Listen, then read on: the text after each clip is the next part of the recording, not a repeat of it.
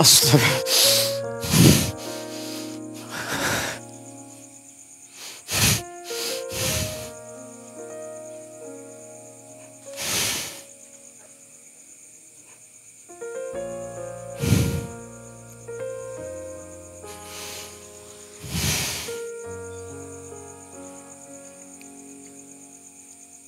Jadi terbayang. Iya.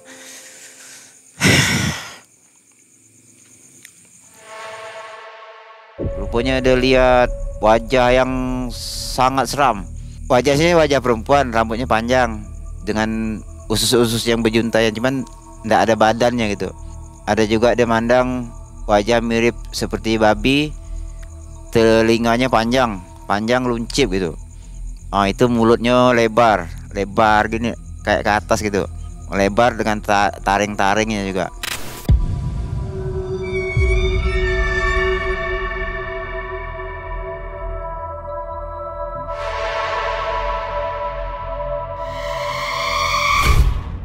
Pokoknya dia marah lah.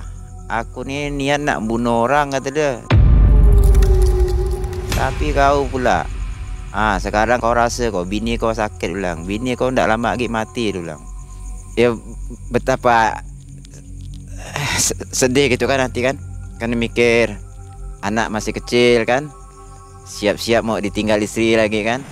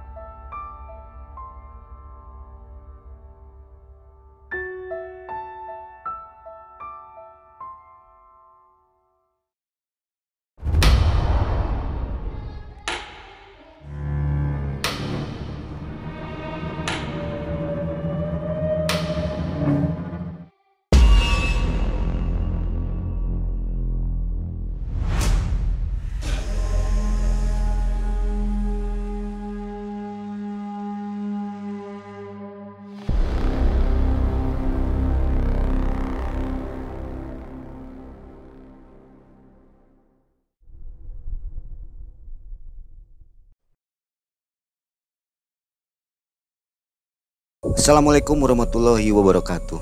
Selamat malam Sobat MM, senang sekali saya Mang Ai dan tim dapat menemui Anda di kesempatan malam hari ini. Dan malam hari ini spesial edisi kita, karena kami berada di Kalimantan Barat atau di Pontianak.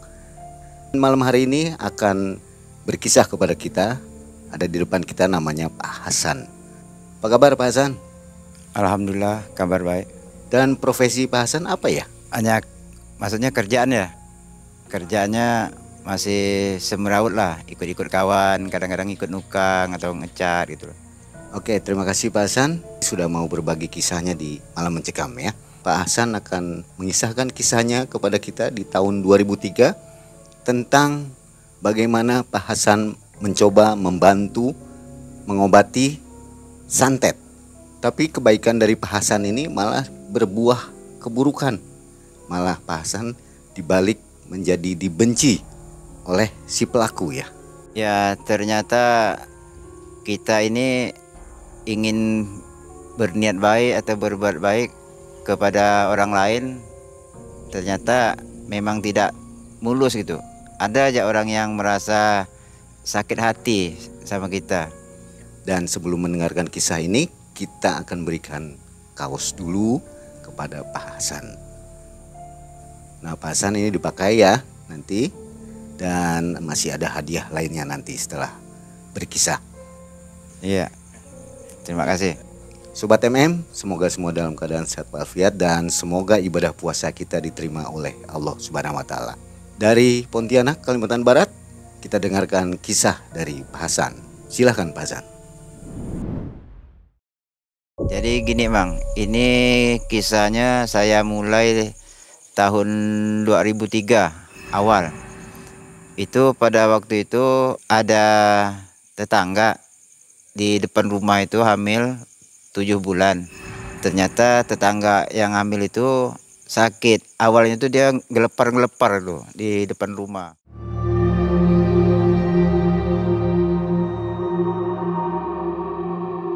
Nah, tahu-tahu ada anak kecil. Rupanya anak ini anaknya ibu yang sakit tadi. Dia datang ke rumah. Pak, katanya, bapak manggil mama sakit. Jadi saya bingung dari mana orang ini tahu kok manggil-manggil saya untuk ngobat mamanya yang sakit itu kan. Udahlah, saya pergi. Memang ibu itu lagi ngelepar-ngelepar dengan udah banyak keringat. Hampir seluruh badannya itu basah dengan keringat. Rupanya ibu ini nih sakitnya dari subuh. Sedangkan saya ke situ kan sekitar jam 7-an pagi. Rupanya istri saya itu dari awal udah ke situ ngeliatin ibu tadi itu. Ternyata di situ udah ada beberapa orang, 3 orang nggak salah yang bantu ngobat. Cuman ibu itu tetap gelepar-gelepar gitu. Nah, jadi perasaan istri itu kan memang udah tahu dulu. Saya juga biasa nolong-nolong orang seperti itulah kan yang minta tolong. Saya mohon izin dengan suaminya untuk minta segelas air putih dan 3 buah bawang merah. Cuma saya minta izin juga untuk dengan suaminya itu megang perut istrinya. Meski sebenarnya saya tidak megang perut, cuma saya percikan aja air itu. Saya percikan, langsung saya tinggalkan pulang. Ternyata tanpa sepengetahuan saya, pas saya pulang itu si ibu ini sembuh. Jadi kan waktu ibu ini sakit kan ramai itu anggota keluarganya yang ngelihat. Jadi adalah terceplos omongan dari beberapa orang. Oh, tadi si A, si B, si C ngobat nggak sembuh, sekali bapak ini sembuh gitu kan. Kita dulu pernah belajar di suatu perguruan dan di antara pelajaran itu ada diajarkan ayat-ayat untuk pengobatan. Jadi kita juga diwajibkan untuk nolong orang yang membutuhkan pertolongan. Cuman kita sendiri nggak nampilkan bahwa kita bisa ngobat gitu. Jadi pas selesai itu ada beberapa hari kemudian saya lagi sholat maghrib. Setelah selesai sholat maghrib saya kan lanjut dengan zikir. Tahu-tahu istri saya dari kamar teriak, bang, ngapa badan kami ini lemas bang, dia bilang. Kayak enggak ada tenaga, dia bilang kan. Dia sambil gendong anak, Pak. Karena waktu itu kami masih baru punya anak, kita umur 2 bulanan. Jadi dia lagi nyusukan anaknya, cuma dia terasa badannya kosong gitu, lemah. Akhirnya ya kita coba bantu, cuman besoknya dia makin lemah. Akhirnya kita panggil lah saudara-saudaranya yang ada kan. Keputusan dari adik beradik ini atau saudara ini dibawalah ke dokter.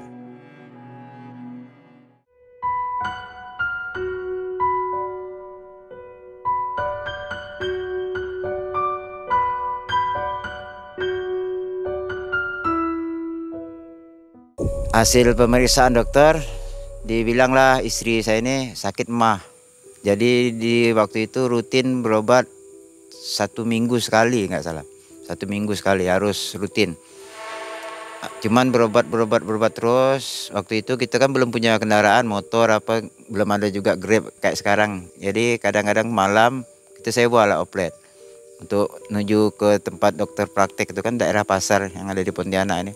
Cuman nggak ada juga perubahannya. Jadi sementara istri saya ini kalau siang malam itu sukanya berludah gitu. Akhirnya karena nggak enak juga keluar masuk kamar kan, akhirnya kita sediakan pispot tuh. Pispot untuk berludah lah. Jadi bisa dibawa ke dalam kamar. Paginya dibuang, mungkin masih ada bau amis atau apa. Kan baunya amis ini kan suka diinggapin lalat tuh. Yang anehnya lalat hinggap di pispot itu, lalatnya mati gitu. Ya udahlah, kita ndak hiraukan lah itu kan. Singkat cerita, setelah kurang lebih 1 tahun ke dokter nggak ada perubahan. Akhirnya ada saran dari datuk saya, cobalah kau nih obat istri kau nih dengan orang kampung, katakan istilahnya dukun lah di sini kan. Karena ke dokter pun nggak ada perubahannya, dibilang. Karena istri saya itu kan kalau dingin terasa sangat dingin, kalau panas terasa sangat panas dia. Kita mulailah cari-cari yang katanya orang sini orang pintar lah kan. Waktu itu pas Datuk itu juga ada kawan yang biasa ngobat juga, nenek-nenek sih. Jadi dibawa lah nenek itu datang ke rumah Datuk. Saya kan pergi juga tempat Datuk tuh sama istri dan 3 anak. Pas nenek tuh ngobat pakai tangkai daun sirih, kan ada daun sirih itu ujungnya kan ada tangkai tuh. Diambil 3 batang tangkai itu dimasukkan dalam gelas yang udah ada air putihnya.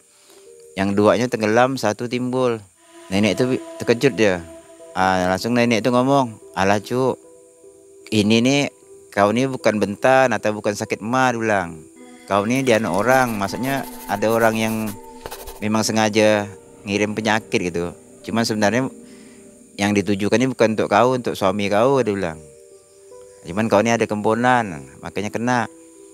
Mulailah nenek itu ngobat, dan waktu itu nenek itu pakai isap nggak salah. Jadi pas ngisap leher, leher istri lah kan, nenek itu tergigit seperti benda tajam. Pas dilihat tuh ternyata kayak taji ayam tuh, taji ayam jantan tuh. Sejak itulah istri saya baru bisa nyusukan anaknya. Padahal sebelumnya itu istri saya tidak bisa nyusukan anaknya karena setiap anaknya mau ngisap susunya itu, puting susunya, sakit leher itu luar biasa gitu. Akhirnya waktu itu anak itu kita kasih minuman kotak lah istilahnya kan, susu formula. Kita main lagi ke rumah nenek itu ada berapa kali. Nenek itu buatkan ramuan yang ada dijual di pasaran. Cuman kita ndak tahu jumlahnya berapa dan kita ndak paham juga mau beli. Yang nenek itu yang beli kan. Cuman nggak sampai selesai perobatan dengan nenek itu, karena nenek itu pas kami mau pergi yang ketiga kalinya itu, nenek itu ternyata sakit. Ternyata nenek itu jatuh dari lantai 2. Rumahnya kan 2 tingkat tuh. Jatuh, langsung sakit. Nggak bisa bergerak lah. Akhirnya berobat dengan nenek itu terputus. Karena nenek itu udah nggak bisa ke pasar untuk beli ramuan. Kita ada dengar lagi orang hebat di daerah pantai utara lah. Sebelah sana Singkawang gitu kan.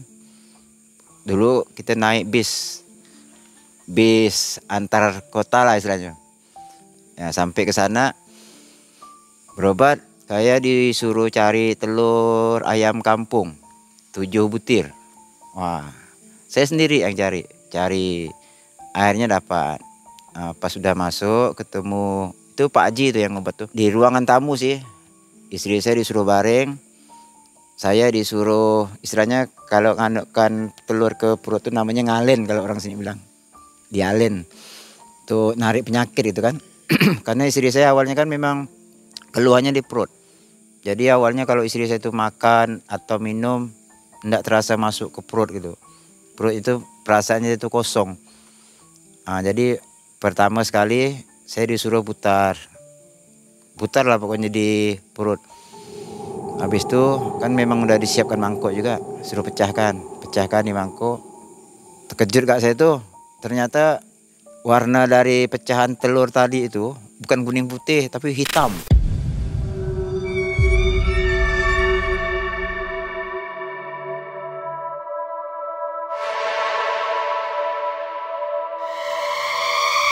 Putar lagi yang kedua. Habis itu ada kurang lebih 5 menitan lah tuh mutar tuh. Pecahkan lagi di mangkok. Warnanya seperti kopi susu, tapi kopi susunya kental gitu, masih kental gitu hitamnya. Yang ketiga itu udah mirip kopi susu yang agak encer. Yang keempat udah agak bagus. Yang kelimanya warnanya udah normal seperti telur biasa, kuning dan putihnya nampak gitu. Jadi setelah telur yang kelima udah normal warnanya, kan masih ada sisa 2 buah telur nih. Kita pertama disuruh cari 7, sisa 2, yang 2-nya itu udah ndak digunakan. Itulah dibilang ini penyakit, dia ini ada diberi makan, dia bilang, dan dia ini udah termakan barang lah istilahnya kan. Inilah nih dia orang-orang jahat nih, dia bilang nih ngirim kayak sejenis racun gitulah. Cuma dimasukkan ke dalam makanan, dia pura-pura ngasih ke kita gitu kan. Setelah pulang Nggak langsung sembuh juga tuh dengan Pak Haji itu. Jadi kita dengar lagi ada orang hebat di daerah Gresik. Itu daerah sebelum Tebas tuh, mau menuju arah Sambas. Pergi lagi kita ke sana. Nah, kebetulan di sana nginap juga di rumah keluarga juga. Ada 3 hari kita di sana. Pulang lagi Pontianak, belum juga sembuh. Kita dengar lagi orang hebat di daerah Segedong. Ada nama Segedong di Pontianak. Kita pergi. Itu pada waktu itu kita pergi musim banjir. Waduh, pas ada simpang 4 tuh namanya Sungai Kelapa, Kelapa Tinggi itu. Itu seram juga lihat sungainya itu berputar air itu. Pikir deh kalau tenggelam sampan, kan kita kan naik sampan tuh. Ngeri-ngeri juga lah gitu kan.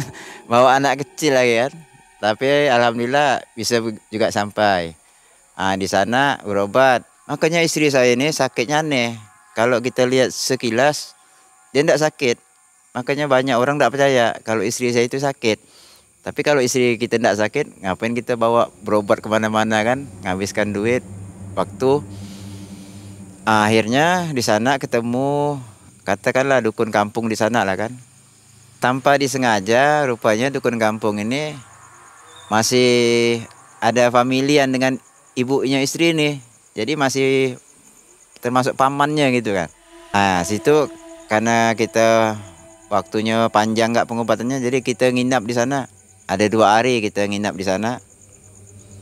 Nah, habis itu pulang. Jadi singkat cerita, pada waktu itu istri saya kesurupan. Nah, dia kesurupan 4 hari 4 malam. Kesurupannya itu dia ingin gigit lidahnya tuh. Nah, jadi kebetulan saya banyak juga kenalan orang di dekat rumah tuh kan. Adalah bantu untuk nahan pakai sendok tuh, biar lidahnya ndak digigit. Tapi yang namanya mulut ini, astaga.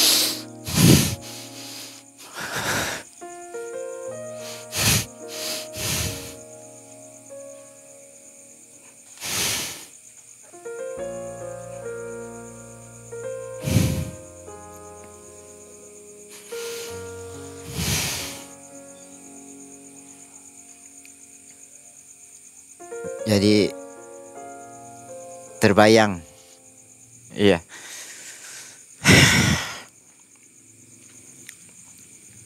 Yang membuat saya sedih kan waktu itu, sepertinya istri saya ini udah nggak bisa tertolong lah istilahnya. Soalnya dia punya bibir itu udah hampir hancur semua dah. Udah penuh darah. Udah 4 hari 4 malam nggak makan, nggak minum. Nah, sementara kita mesti punya anak yang pertama aja masih SD, yang kedua belum sekolah, yang ketiga masih umur 2 bulan lebih. Mana kita tidak sedih lah kan.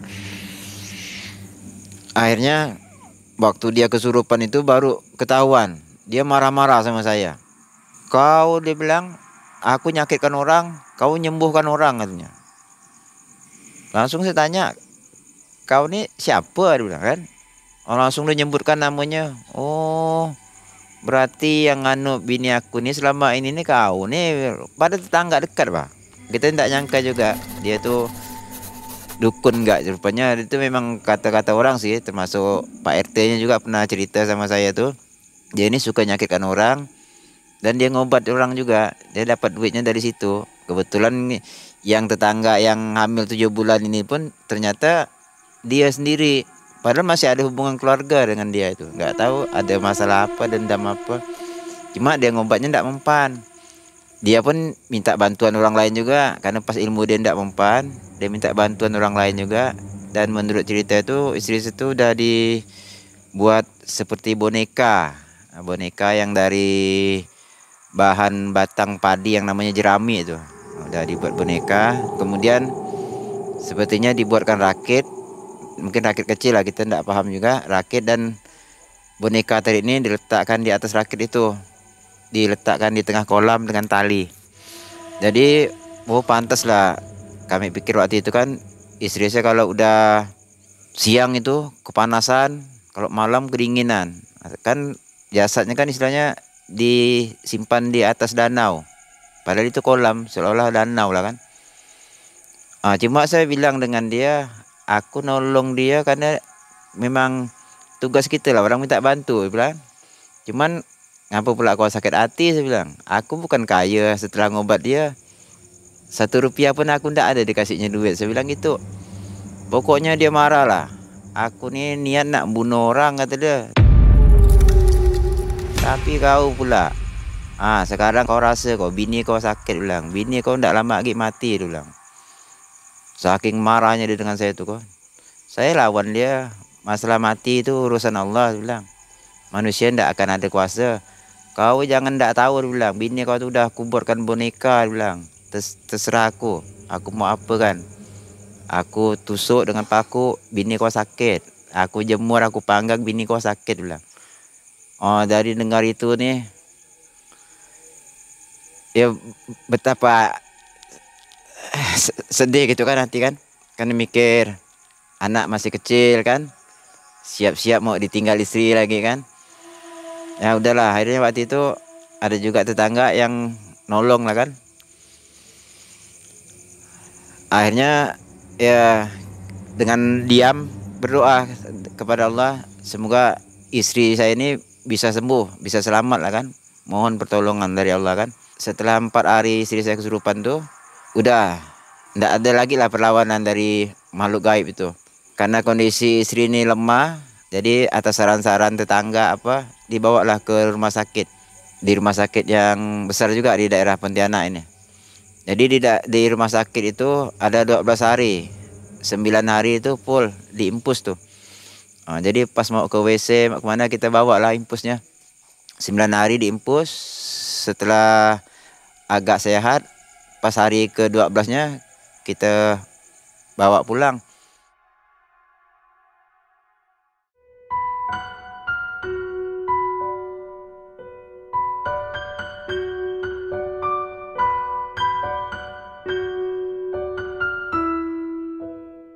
Cuman akhirnya setelah 2 bulan, kurang lebih 2 bulan keluar dari rumah sakit tuh, istri saya tengah malam teriak lagi.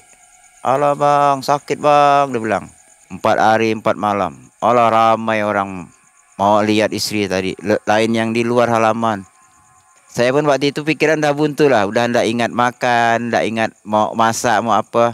Tapi ada aja orang antarkan makanan untuk anak lah kan. Ada yang ngantar, tahu-tahu udah ada kopi 2 teko, 3 teko kadang. Bahkan tanpa kita sadari udah ada kipas angin, tak tahu siapa yang bawa kipas angin di rumah tuh kan.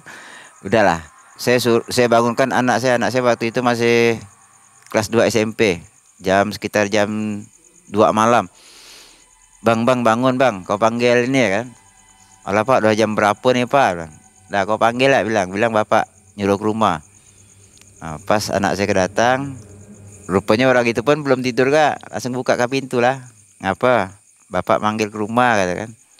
Datang, masuk, assalamualaikum, bilang. Waalaikumsalam bang. Ngapa kau ni? Alah, bang tolong istri saya bang, bilang. Kau ngapa, bilang?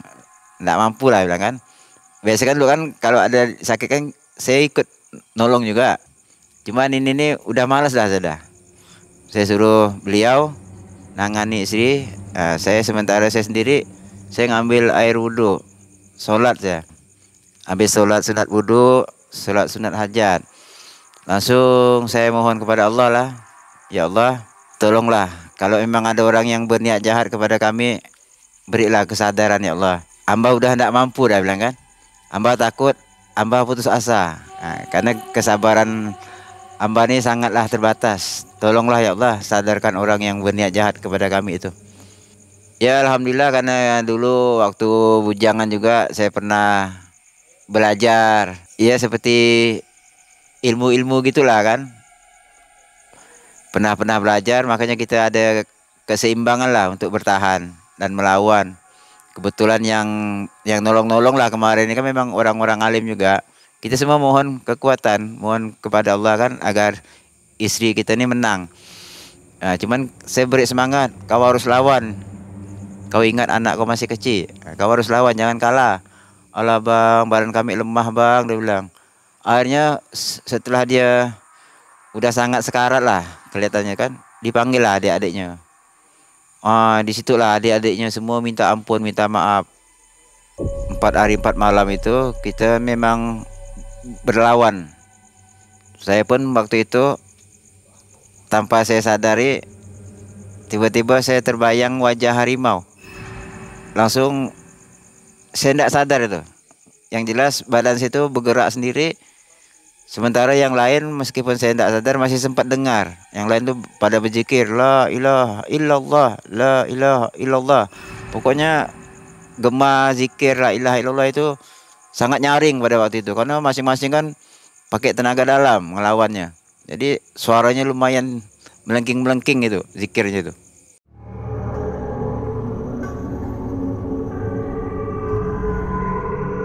Saya sendiri waktu itu nggak sadar. Kata orang sih saya pakai jurus harimau. Sementara saya sendiri nggak sadar gitu bahwa kita pakai harimau gitu kan.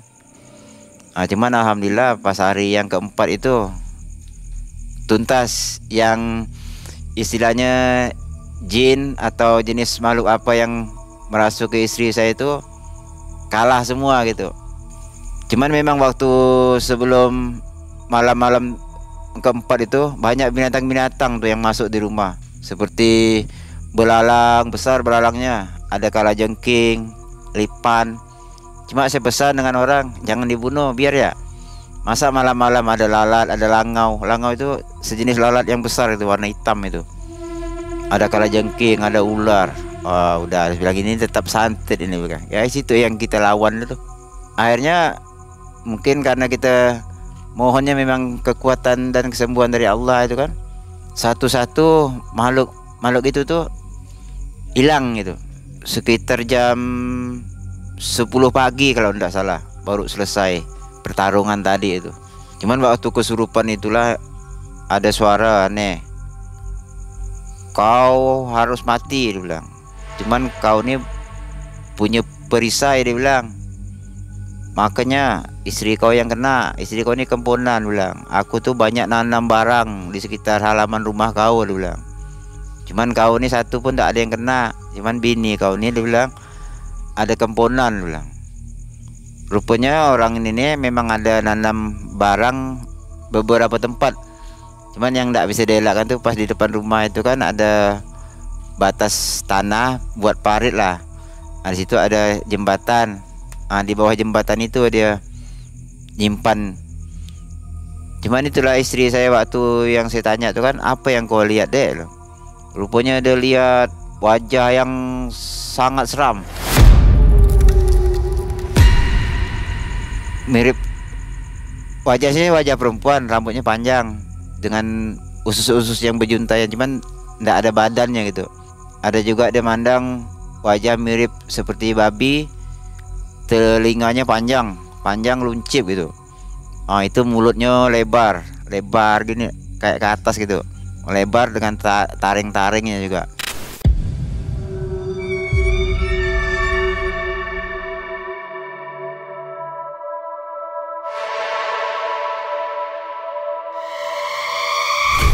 Itu buat dia takut juga tuh.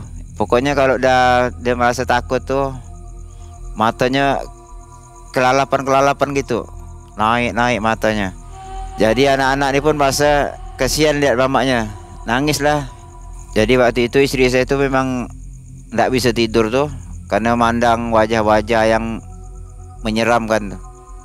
Cuman yang paling ditakutkannya itulah tadi itu wajah perempuan tuh yang terbang-terbang ke sana ke sini, terbang-terbang dengan usus-usus yang berjuntai lah, orang Melayu sini bilang berjuntaian ke bawah. Udah saya bilang kau lawan, ingat Allah bilang, lawan aja, zikir Allah dalam hati. Itu aja pokoknya, setiap kau nengok yang seram-seram bilang zikir Allah, lawan dengan Allah, mohon bantuan dari Allah. Abang hanya sekedar doakan ya, kau sendiri harus berjuang, lawan gitu kan, jangan kalah bilang. Kau punya anak kecil bilang, kau harus kuat. Jadi saya berusaha untuk memberi semangat dengan istri tadi itu. Alhamdulillah istri saya yang ditolong orang tadi itu sadar, dan saya pun selesai munajat kepada Allah, 3 hari kemudian tanpa disengaja saya main ke lokasi lama, saya dengar orang itu meninggal gitu. Ya akhirnya saya pun mainlah ke rumah kawan yang beli rumah tadi kan. Rupanya ibu tuh ngomong dia itu sakit 3 hari, dia bilang.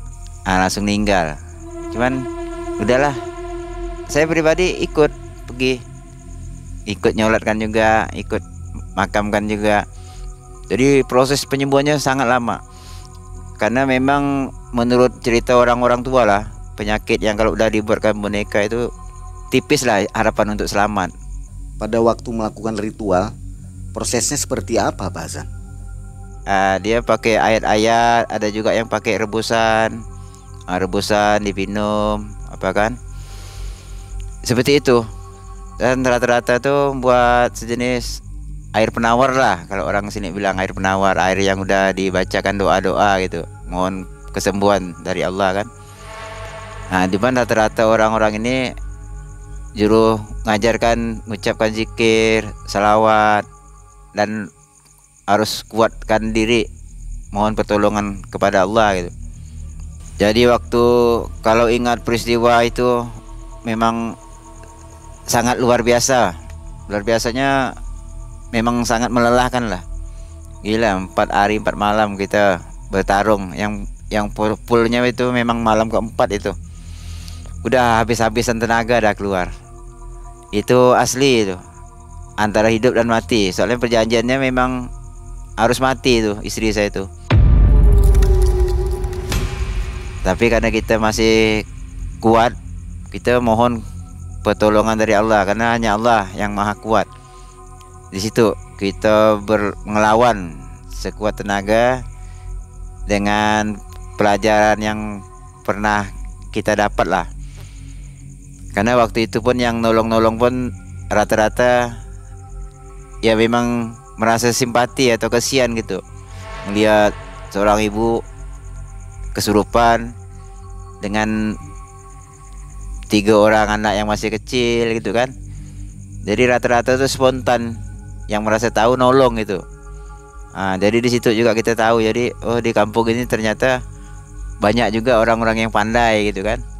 Itu gara-gara istri saya sakit tuh kemarin tuh, banyak kita kenal orang-orang yang kesehariannya kita anggap biasa-biasa, ternyata memiliki ilmu juga.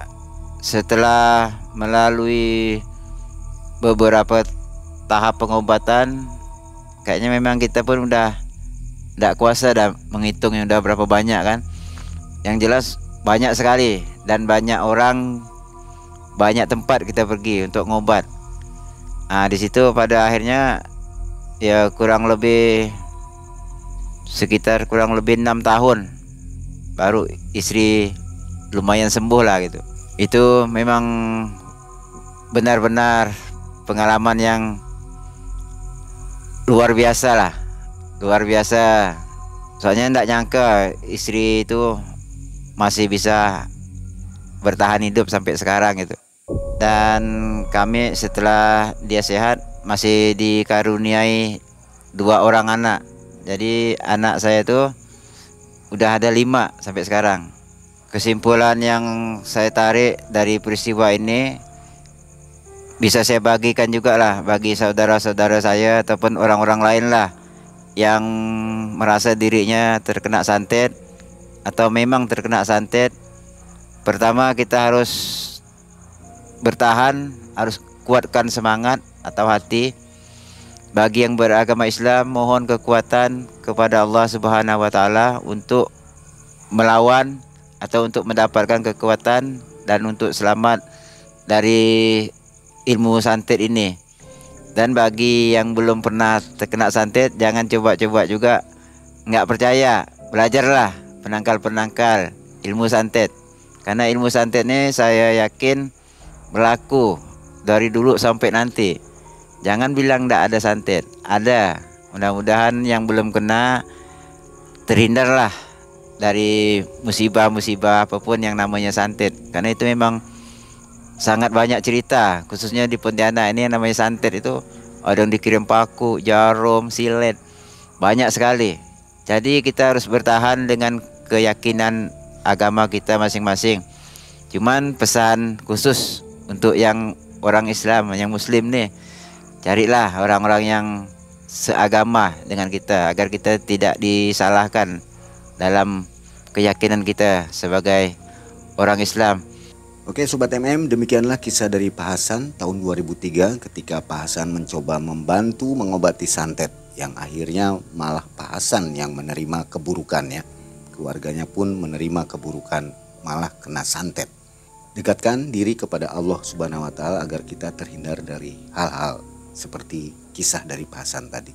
Baik, Mang Ai dan tim dari Pontianak, Kalimantan Barat undur diri.